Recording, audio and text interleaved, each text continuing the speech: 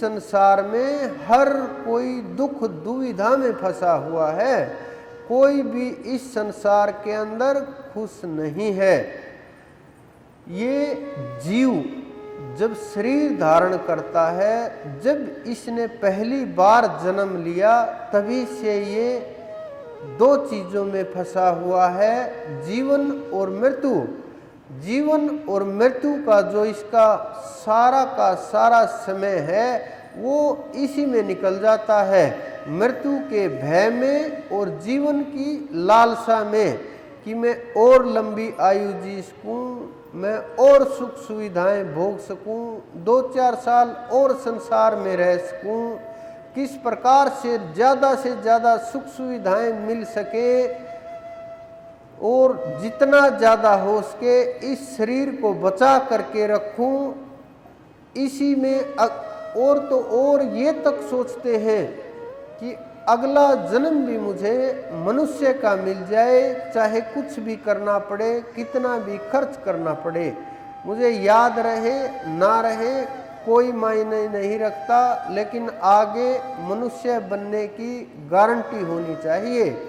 इसका लाभ अनेकों प्रकार के लोग हैं वो उठाते हैं, क्योंकि भावनाओं के साथ खेल जाते हैं लोग। तो जो भी खेल है जीवन और मृत्यु के मध्य में जीव खेल रहा है। जब ये जीव शुरुआत में पैदा होता है तभी रोना शुरू करता है और अंत समय तक रोता ही रहता है। ये जीव जब शरीर धारण किया, जब वहाँ से नीचे आया, ये आत्मा जीव बन गई कि जीने लगी, तो जीव बनने के बाद ये आत्मा रोना शुरू हुई, यानी ये जीव रोना शुरू हुआ और तब से आज तक आगे भी रोता ही रहेगा। आपके मन में ये बात होगी कि हम तो नहीं रोते, हम तो खुश हैं, लेकिन आप लोग भी जीवन में अपने अंदर में हृदय में झांक करके जब देखोगे तो या तो आप अकेले बैठ करके रोते होगे, माँ के सामने रोते होगे, पिता के सामने रोते होगे, बंधु के सामने रोते होगे, परमात्मा के सामने रोते होगे, अपने प्रेमी के सामने रोए होगे, दुख में रोए होगे, किसी और कारण से रोए होगे, कारण चाहे जो भी हो, लेकिन मनुष्य कभी न कभी इसी प्रकार से इन्हीं झंझावातों में फंस करके अपने आप को भूल करके भ्रमवश बस दुख में दुखी होता रहता है।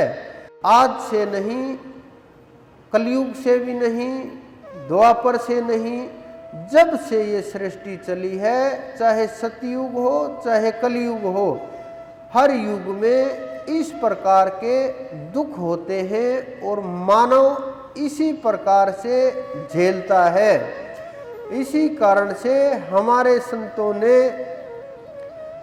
ये बोला है, इस संसार में कोई सुखी नहीं हो सकता, जितने भी हैं सब दुखी ही होते हैं और यह संसार दुख के अलावा, कष्ट के अलावा और कुछ भी नहीं है, भोग योनियां हैं। कुछ संतों ने कहा कि जो सिद्ध संत होते हैं वो बच्चे की तरह से होते हैं। आपके मन में भी आता होगा कि बच्चे तो खुश रहते हैं, जो छोटे बच्चे होते हैं 5-10 साल के होते हैं, उनको कोई चिंता नहीं होती, लेकिन वो भी ना भय से मुक्त होते हैं ना वो चिंता से मुक्त होते हैं। आप देखना, छोटे छोटे बच्चे मेरे पास लेकर के आते हैं, वो पूरा दिन रोते रहते हैं, कोई बच्चा पूरी रात रोता रहता है। जब वो थोड़ा सा बड़ा होने लगता है, कभी कोई दर्द महसूस होता है, कभी कोई रोग सताता है, कभी कोई परेशानी आती है, कभी कोई इसको परेशान करता है, कोई इसको मारता पीटता है।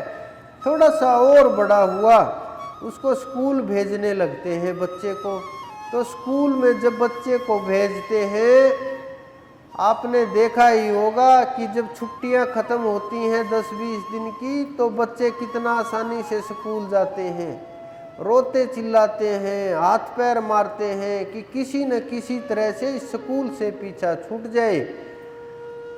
मेरे पास एक बच्चे को ले करके आए और बोले कि जी ये बच्चा, कि हमारे पिताजी बीमार हुए और वो रोने लगे, ज़्यादा दर्द था उनको, ज़्यादा कष्ट था, कि बच्चे ने पूछा कि मम्मी दादाजी को स्कूल छोड़ के आ रहे हैं क्या। तो जो ये अंदर में होता है भय, यानी उसके अंदर भी एक भय है कि हर कोई स्कूल से दुखी है। जब छोटे बच्चे होते हैं वो सोचते हैं अगर उनको का सोचा हुआ काम हो जाए, कि बच्चों का हृदय कोमल होता है, जो सोचेंगे वही हो जाएगा, फिर तो वो अपने सारे टीचरों को निपटा ही देंगे। हर बच्चे यही सोचते हैं कि नहीं, आज टीचर नहीं आना चाहिए, बीमार हो जाना चाहिए, परेशान होना चाहिए, हमारी छुट्टी हो जाएगी। ये बचपन की चीज़ें हैं। आप सब इसी के अंदर से गुजर करके आए हो, हम भी इसी स्थिति से गुजर करके आए हैं। आपको महसूस होती हैं, बस मेरे बोलने से वो अनुभव होती है कि हाँ ये चीज़ें हैं जीवन में, लेकिन हम इन चीज़ों को अंदर से अनुभव करते हैं और देखते हैं कि आपके जीवन में क्या चल रहा है और संसार में क्या चल रहा है, परिवार में क्या चल रहा है, जीव को कैसे समझाया जा सकता है, कितना सरल तरीका हो कि वो परमात्मा के मार्ग के ऊपर चले, वहाँ तक पहुँच जाए। लेकिन अब लोगों में और ज़्यादा दुविधा हो गई कि निराकार को माने साकार को माने। बहुत लोगों ने मेरे से प्रश्न किए कि जी निराकार को माने या साकार को माने, ध्यान किसका करें। जिन्होंने नाम नहीं लिया, जिन्होंने ध्यान करना शुरू नहीं किया, वो लोग इस प्रकार के प्रश्न करते हैं, इस प्रकार के सवाल उनके मन में उठते रहते हैं और तूफान मचा देते हैं कि गुरुजी कभी तो साकार का वर्णन करने लगते हैं, कभी तो कृष्ण जी का वर्णन करते हैं, कभी राम का करते हैं, कभी आत्मा का वर्णन करते हैं, कभी परमात्मा का वर्णन करते हैं। बड़ी दुविधा हो गई है तो कि कहाँ भागे और कैसे रुके। कुछ दिन जब राम के विषय के ऊपर बात होती है, जिन्हें नाम नहीं मिला वो राम का ध्यान करने लगते हैं कि शायद राम ही कुछ बड़ा हो और इनसे ही कुछ मिल जाए। अगली बार जब सत्संग होता है, सत्संग में कृष्ण की चर्चा हो जाती है, तो उसके विषय के ऊपर बोला जाता है, तो उन्हें ये लगता है कि नहीं, राम से बात नहीं बनेगी, मैं तो कृष्ण को याद करूँगा। फिर बैठ करके कृष्ण कृष्ण करने लगते हैं, फिर दोनों का काम शुरू हो जाता है, फिर वो हरे कृष्ण हरे राम करने लगते हैं। बड़ी दुविधा है जीवन में, एक जगह ठहराव नहीं, नाम में भी ठहराव नहीं है। बड़ी अजीब बात है कि मानव सोचता है कि नाम में भी ठहराव नहीं है, तो फिर ये सोचने लगते हैं। फिर कभी बात होने लगती है आत्म तत्व की, ब्रह्म तत्व की, उस परमात्मा की, तो वो पता चलता है उसका तो कोई रूप ही नहीं है, कोई स्वरूप ही नहीं है, वो तो अलग ही तत्व है। फिर उनको ये होता है कि अब किसको छोड़े किसको पकड़े। तो जिन्होंने नाम मिला हुआ है उनके लिए तो सब सरल है, उन्हें तो पता है कैसे क्या विधि है, कैसे करना है, कैसे चढ़ाई है, कहाँ रुकना है, कहाँ घाटी आएगी, कहाँ पहुँचना है, उन्हें तो पता है सब कुछ। लेकिन जिन्हें नहीं मिला उनके लिए बड़ी दुविधा है कि अब क्या करें, कैसे करें। तो इस प्रकार के लोग बहुत दुविधा में रहते हैं और बार बार, क्योंकि संगत बढ़ती जा रही है और धीरे धीरे समय कम होता जा रहा है, तो इस कारण से इन सवालों के जवाब नहीं मिल पाते, तो वो बेचारे इसी उलझन में रहते हैं कि कैसे जवाब मिले। और मैं जवाब दे भी देता हूँ तो बहुत बार मैंने पीछे जवाब दिए हैं, तो वो हो सकता उस समय ना आए हो, ये भी दुविधा है, क्योंकि हर रोज नए लोग आ रहे हैं। इस कारण से आप ये बात समझो कि ये शुरुआत साकार से हो करके और पूर्णता निराकार के ऊपर होगी। अगर कोई मात्र साकार में फंसा हुआ है और कोई मात्र निराकार में अटका हुआ है, उन्होंने उसको पूर्ण प्रकार से, पूरी तरह से हृदय में स्वीकार नहीं किया है। और जब तक उस परम तत्व को हृदय से स्वीकार नहीं करोगे तो वो बेचारे आधे अधूरे हैं, वो ना इधर के हैं ना उधर के हैं, उन्हें परेशानी ही रहेगी, क्योंकि उन्हें बहुत दुविधा है।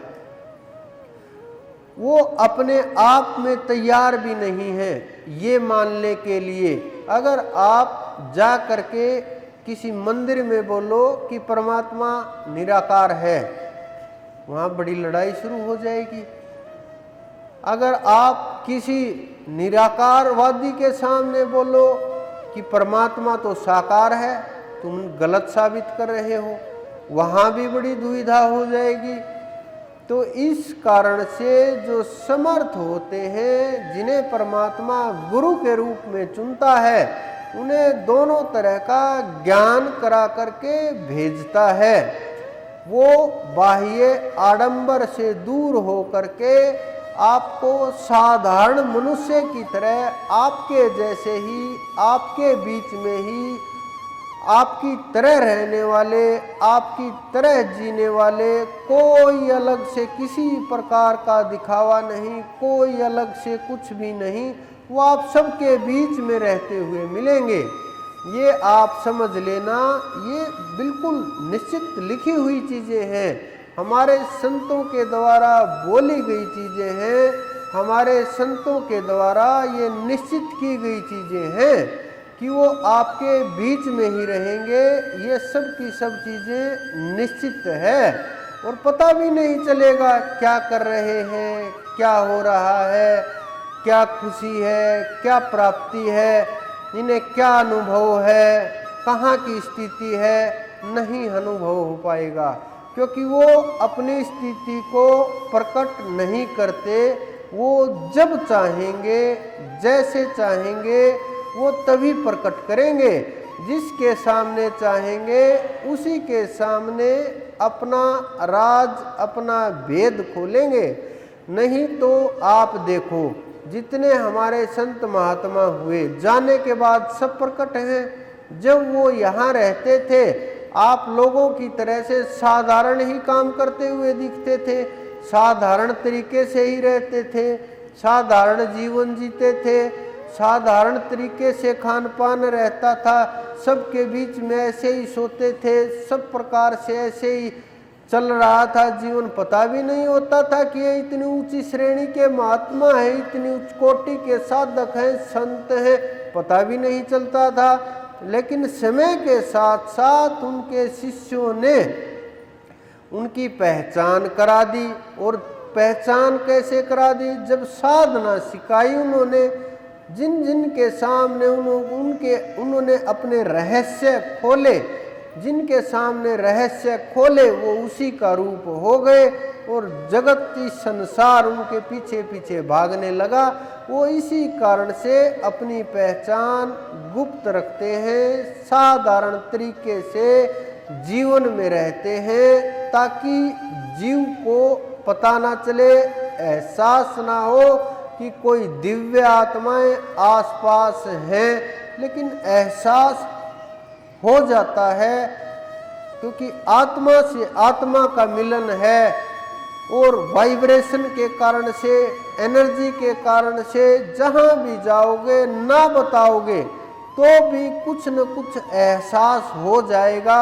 लेकिन जितना छुपा करके रखोगे, जितना इसको रोक करके रखोगे, साधना उतनी ही मजबूत होगी।